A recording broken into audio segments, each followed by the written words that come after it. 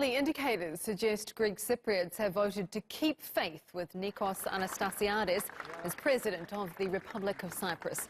This comes after a second round of voting on Sunday in the southern part of the island. Full results will be confirmed later, but exit polls show the incumbent has beaten off the challenge of Stavros Malas. The economy and reviving talks to try and reunify Cyprus were the main campaign issues. Our correspondent Iolo Dafydd joins me now in the studio to talk about this a little bit more. Iolo, Anastasiades seems to have done enough to lead for a second term. What's his appeal to voters? The fact that he's been there before, the fact that he is the sitting president, he played on that he'd seen the Republic of Cyprus and the south of Cyprus through the economic problems they had in 2013. He came in with different measures and, of course, negotiated a bailout. And indeed, he said that despite the two failed talks in terms of reunification with the north of Cyprus in 2017, that he was the guy to lead them forward.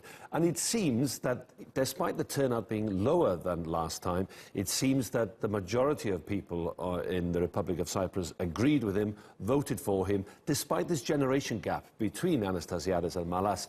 And yet, Malas loses for the second time because it's the exact same race as 5 years ago.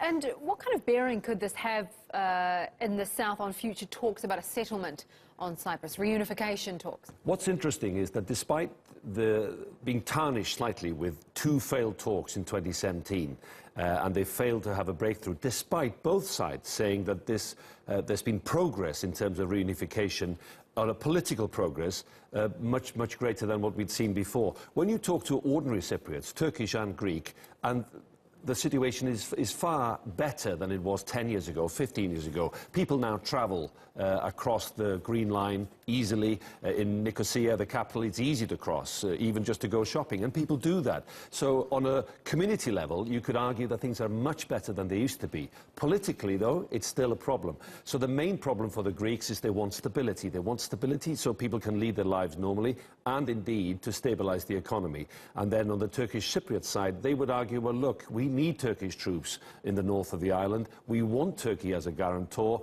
because what if there's ethnic problems and strife like we saw in the 60s and 70s again? That's the nub of the problem. And getting over that issue will be the hardest thing that Anastasiades has to try and achieve. I'm really interested in this generational issue because there must be a generation of Cypriots who don't remember the times of the 70s and what things were like then versus what it is now. Do you think, you kind of touched on it, but kind of explain a little bit more about how that played into this result? I think it did play into the result because the people that I spoke to when I was there covering the first round election was that they said, look, we understand the status quo. We don't particularly like it, but this is what we're used to. Whereas it's the people who lost a property or had a relative who lost a property either way in the 60s and 70s, and they remember maybe Turkish troops landing in the north of the island, they have a different point of view.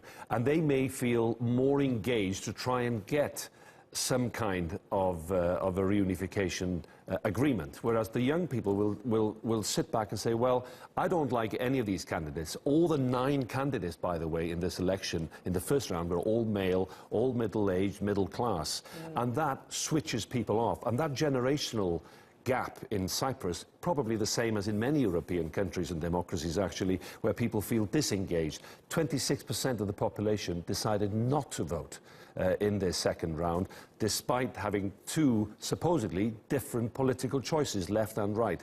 But it seems that the majority of people, and probably some young people too, they've opted for what they know.